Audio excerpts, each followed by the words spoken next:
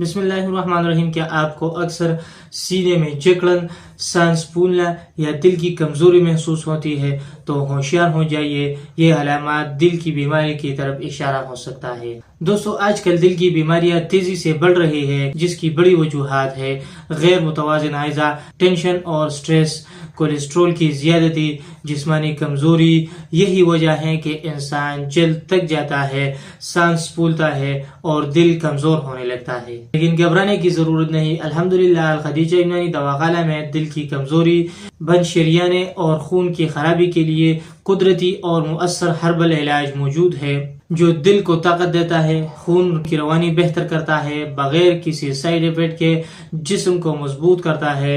और साथ ही घरेलू नुस्खा भी नोट कर, एक मीठी अनारदाना लेकर आधा लीटर पानी में 10 मिनट तक उबाले, फिर चान कर नीम गर्म हालत में सुबह निहार मुंह पिए।